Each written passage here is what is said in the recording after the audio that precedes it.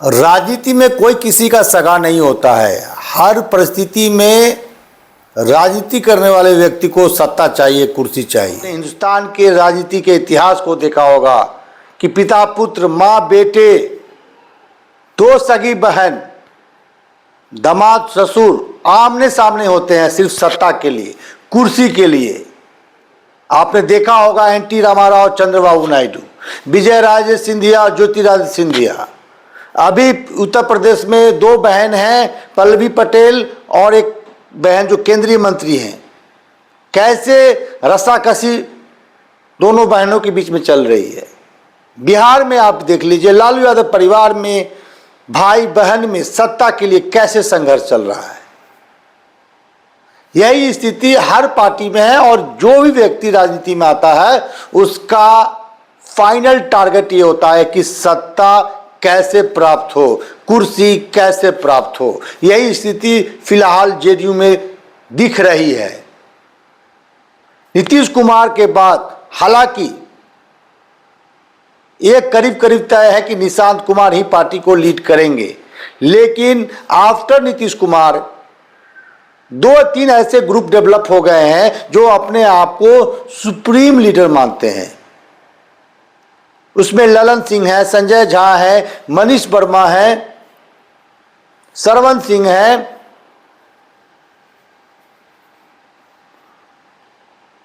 और जो power centre develop हुए हैं दूसरे पावर सेंटर को दरकिनार करने में लगे हुए हैं। वही स्थिति लगभग हर पार्टी में है। बीजेपी में भी देख लीजिए, सम्राट चौधरी को मुख्यमंत्री बनाया गया है। इसको लेकर भीतर खाने कई ऐसे गुट डेवलप हो गए हैं बीजेपी में जो सम्राट चौधरी को देखना नहीं चाहते हैं। दूसरी तरफ कांग्रेस ने सम्राट चौधरी पर जोरदार हमला बोला है कि कहा है कि नया मुल्ला जो है प्याज बहुत खाता है। एक कहावत है ना कि नया मुल्ला प्याज बहुत खाता है। और जिस प्रकार से ब्यूरोक्रेसी पे वर्तमान सरकार डिपेंडेंट है, क्योंकि आप जानते हैं कि सिर्फ कैबिनेट में 3 मंत्री हैं, मुख्यमंत्री को लेकर 2 अन्य मंत्री हैं जो दोनों डिप्टी सीएम हैं। कैबिनेट का विस्तार कब होगा पता नहीं है, क्योंकि कहा जा रहा है कि बंगाल में चुनाव है, 5 राज्यों में चुनाव है। तो भाई 5 राज्यों में चुनाव है, इसका बोझ जो है बिहार क्यों झेले। तमाम जो डेवलपमेंट के जो काम है पेंडिंग पड़े हुए हैं, ब्यूरोक्रेसी के हवाले अपने सत्ता को एक तरह से दे दिया है। तो कांग्रेस ने जोरदार हमला बोला है सम्राट चौधरी पे कि नया मुल्ला जो है प्याज अधिक खाता है। जिस प्रकार से ब्यूरोक्रेसी बिहार में सत्ता चला रही है वो कहीं न कहीं निराशाजनक है। कौन है जेडीयू में जो मनीष वर्मा को साइडलाइन करना चाहते हैं। एक पावर सेंटर, जेडीयू में एक power centre, already power centre है मनीष वर्मा, उनको दरकिनार करने में कौन सा वो जेडीयू का गुट है जो लगा हुआ है। और अंतिम खबर कि दीपक प्रकाश मंत्री बनेंगे या नहीं बनेंगे। दीपक में वो प्रकाश आ पाएगा या नहीं आ पाएगा। दीपक जगमगा उठेंगे या नहीं उठेंगे। नमस्कार, मैं हूं ऋषि मिश्रा और आप देख रहे हैं इनसाइड स्टोरी। जेडीयू में आफ्टर नीतीश कुमार कई ऐसे पावर सेंटर डेवलप हो गए हैं जो अपने आप को सुप्रीम लीडर मानते हैं। और आपने देखा भी होगा कि मंत्रिमंडल का विस्तार हो, टिकट डिस्ट्रीब्यूशन हो, आफ्टर नीतीश कुमार कौन कौन मंत्री बनेंगे, बीजेपी से कैसे पावर ट्रांसफर किए गए, नीतीश कुमार कब इस्तीफा देंगे। 2-3 ऐसे लीडर हैं जो निर्णय ले रहे हैं। उनमें संजय झा का नाम है, ललन सिंह का नाम है। और जनरली अभी जो जेडीयू का जो स्वरूप है उसमें ललन सिंह, संजय झा का रोल बड़ा रोल है, बहुत महत्वपूर्ण रोल है। और ये दोनों जो नेता हैं ये नहीं चाहते हैं कि तीसरे पावर सेंटर डेवलप हो। और ये चर्चा है, राजनीतिक गलियारों में चर्चा है कि कैसे मनीष वर्मा के पिता के पुण्यतिथि वाले कार्यक्रम में कैसे एक जिले से संबंध रखने वाले विधायकों को दूर रहने को कहा गया। हालांकि मनीष वर्मा के पिता के पुण्यतिथि वाले कार्यक्रम में बिहार के हर कोने से लोगों का जुटान हुआ, खासकर कुर्मी समुदाय की बात करें तो। मनीष वर्मा के बारे में बता दूं, नालंदा से संबंध रखते हैं। उनके पिता बहुत बड़े डॉक्टर, सुप्रसिद्ध डॉक्टर अशोक वर्मा थे और उन्हीं की पुण्यतिथि का कार्यक्रम था, जिसमें तमाम लोगों को मतलब निमंत्रण दिया गया था। पार्टी लाइन से अक्रॉस भी, मतलब जो जेडीयू के थे उनको तो दिया ही गया था, जेडीयू से जो बाहर के लोग हैं, राजद के हैं, इवन तेजस्वी यादव को निमंत्रण दिया गया था। हालांकि उस कार्यक्रम में नीतीश कुमार खुद शिरकत किए, मुख्यमंत्री सम्राट चौधरी शिरकत किए, संजय झा भी गए। जैसे ही मालूम हुआ संजय झा को कि नीतीश कुमार जाने वाले हैं तो संजय झा भी गए। लेकिन माफ कीजिएगा, राजनीतिक गलियारों में ये चर्चा है कि पार्टी के एक बड़े नेता के इशारों पे नालंदा से संबंध रखने वाले, खासकर कुर्मी समुदाय से संबंध रखने वाले विधायकों को उस मीटिंग में जाने से मना किया गया। ये चर्चा है, इसका पीछे जो एक मतलब सॉलिड लॉजिक होना चाहिए वो नहीं। हालांकि ये देखा गया कि जो नालंदा से संबंध रखने वाले विधायक हैं उस कार्यक्रम में नहीं थे। हालांकि जेडीयू के कई बड़े नेता की मौजूदगी थी वहाँ। आनंद मोहन भी गए थे, संजय झा गए थे, नीतीश कुमार गए थे, अरुण कुमार जहानाबाद वाले जो पूर्व सांसद हैं वो गए थे, तमाम लोग गए थे। लेकिन कुर्मी समाज से आने वाले विधायकों की अनुपस्थिति देखी गई, खासकर नालंदा। और नालंदा से ही संबंध रखते हैं मनीष वर्मा। मनीष वर्मा पूर्व ब्यूरोक्रेट्स हैं और उन्होंने नीतीश कुमार के लिए अपने नौकरी को त्याग दिया था। चर्चा ये था कि विधानसभा चुनाव में मनीष वर्मा को अस्थावा से टिकट दिया जाएगा और ये भी कहा जाता है कि नीतीश कुमार की तरफ से हरी झंडी दे दी गई थी कि आप जाइए अस्थावा में तैयारी कीजिए। लेकिन ऐसा कहा जाता है, मैं नाम नहीं लेना चाहता हूँ, लेकिन ऐसा कहा जाता है कि ललन सिंह ने वीटो लगा दिया और ललन सिंह ने कहा कि मनीष वर्मा वहाँ से चुनाव नहीं लड़ेंगे, ऐसा चर्चा है। तो मेरे कहने का अर्थ यह है कि मनीष वर्मा एक पावर सेंटर के रूप में जेडीयू में जाने जाते हैं, लेकिन जिस प्रकार से ललन सिंह, संजय झा का पार्टी पर होल्ड है, विधायकों पे होल्ड है आफ्टर नीतीश कुमार, वो नहीं चाहते हैं कि मनीष वर्मा एक पावर सेंटर बने। हालांकि थोड़ा जेडीयू का आपको हालांकि समझा दूं, नीतीश कुमार, निशांत, उधर फिर ललन सिंह, संजय झा और इधर मनीष वर्मा, नीरज। अभी जो निशांत कुमार 3 तारीख को यात्रा निकाल रहे हैं उसमें चर्चा है कि नीरज कुमार ही उसको एक तरह से कोऑर्डिनेट कर रहे हैं, जो जेडीयू के मुख्य प्रवक्ता हैं, एमएलसी। इन दिनों वो चर्चा में बने हुए हैं नीरज कुमार। जिस प्रकार से नीतीश कुमार उनके पुत्र को लेकर बैटिंग कर रहे हैं तो चर्चा में बने हुए हैं और एक पावर सेंटर वो भी जेडीयू में डेवलप हो रहा है। कितना फायदा होगा उनको ये देखने वाली बात है, भविष्य के घर में छिपा हुआ है, लेकिन एक पावर सेंटर बनते हुए दिख रहे हैं। चर्चा ये भी है कि वो मनीष वर्मा से अधिक अटैच है।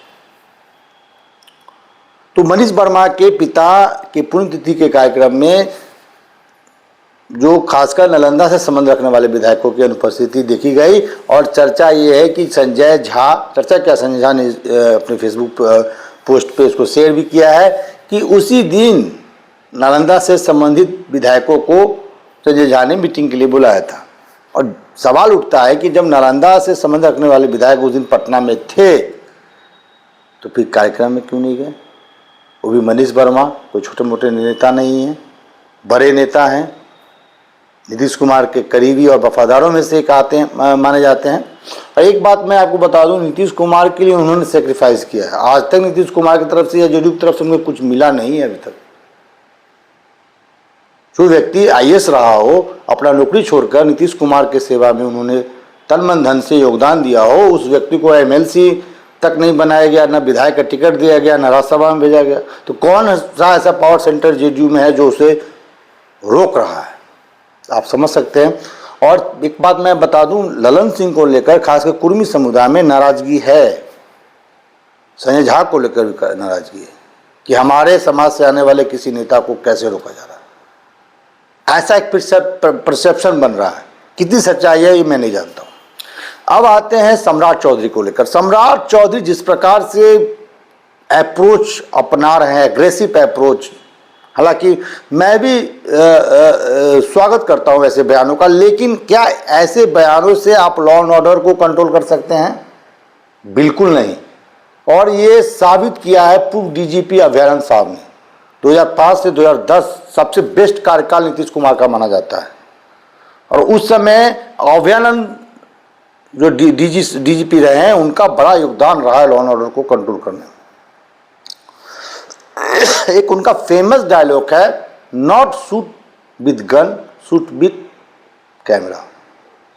आप एविडेंस लाइए, अपराधियों को सजा दिलवाइए। गोली से गोली का जवाब गोली नहीं हो सकता है भाई। आप इनकाउंटर करके किसी राज्य के लॉ एंड ऑर्डर को पटरी पे नहीं ला सकते हैं।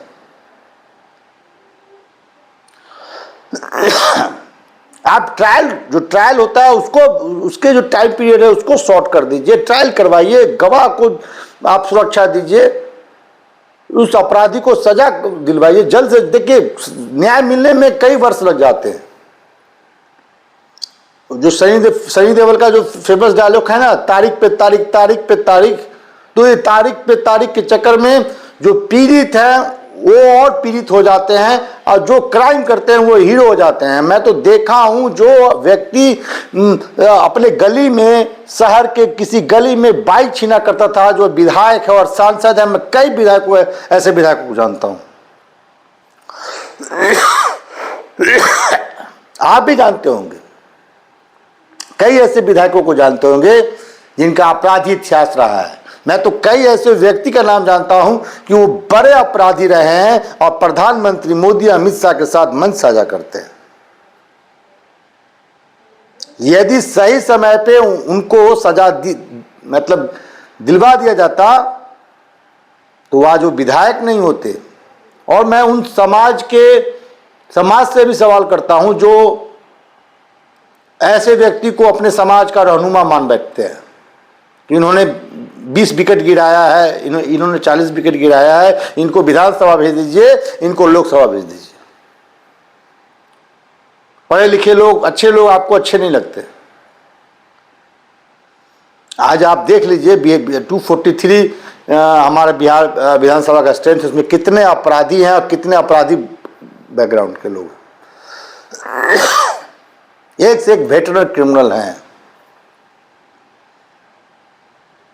आज व्हाइट कॉलर नेता बने हुए हैं, मैम पैजामा कुर्ता ले लीन का, वो नाइकी एडिडास का 15-20 हज़ार वाला जूता, वो लेफेंडर।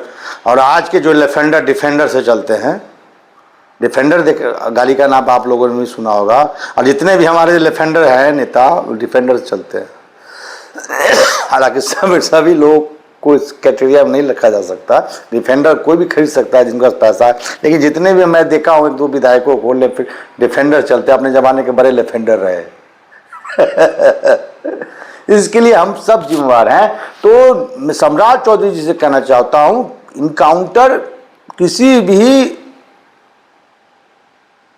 सिचुएशन का जवाब नहीं हो सकता है। आप लॉ एंड ऑर्डर को मेंटेन करना है तो अभयानंद साहब को बुलाइए, उनसे बात कीजिए कैसे 2005 से 2010 बिहार के लॉ एंड ऑर्डर को उन्होंने मेंटेन किया था। और उनके फेमस डायलॉग में फिर कह रहा हूं, not shoot with the gun, shoot with the camera, यानी आप सबूत लेके आइए। जो ट्रायल पीरियड है उसको शॉर्ट कीजिए और अपराधियों को जेल भेजिए। गवाहों को आप सुरक्षा दीजिए, गवाह जल्द से जल्द गवाह गुजरेंगे, अपराधियों के विरुद्ध जो है पनिशमेंट तय होगा, वो जेल में होंगे। आप देखिए यदि आप मतलब एग्जामिन कीजिए 2005 से 2010 के समय के स्थिति को, तो क्राइम बिल्कुल कंट्रोल था। और नीतीश कुमार को सुशासन जैसे अलंकार से उसी टाइम पीरियड के लॉ एंड ऑर्डर मेंटेन के लिए नवाजा गया था कि नीतीश कुमार को एक सुशासन बाबू के नाम से आप जानते हैं। तो वो अवधि थी 2005 से 2010, और अभयानंद साहब ने साबित किया कि बिना गोली चलाए हुए हम अपराधियों के विरुद्ध कार्रवाई कर सकते हैं और लॉ एंड ऑर्डर को मेंटेन कर सकते हैं।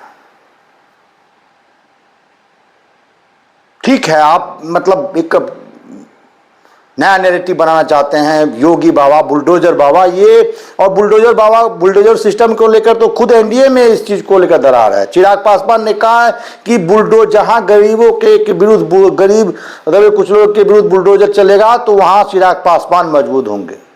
तो बुलडोजर सिस्टम को लेकर एनडीए, बिहार एनडीए में ही दरार है।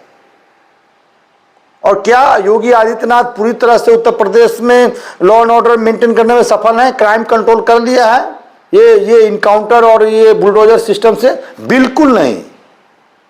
तो मैं तो कहूंगा जो नए मुख्यमंत्री हैं सम्राट चौधरी जी से रिक्वेस्ट करूंगा, यदि आपको बिहार के लॉ और ऑर्डर को मेंटेन करना है, फिर से पटरी पर आना है, 2005 से 2010 वाले पीरियड को फिर से लाना है, तो अभयानंद साहब का आप सलाह लीजिए। बहुत ही बेस्ट और बहुत ही अनुभवी आईपीएस अधिकारी। हालांकि वर्तमान में जो डीजीपी हैं विनय कुमार, वो भी बहुत ही ईमानदार मेहनती अधिकारी हैं। आप कभी भी उनको 12-1 बजे रात कभी भी किसी वक्त फोन कर सकते हैं। यदि वो फ्री होंगे तो जरूर कॉल बैक करेंगे। यदि कॉल बैक नहीं करते हैं तो आप उनके व्हाट्सएप पर मैसेज कर सकते हैं। यदि कोई गंभीर अपराध आपके आसपास हो रहा हो तो आप बिल्कुल कंप्लेन कर सकते हैं।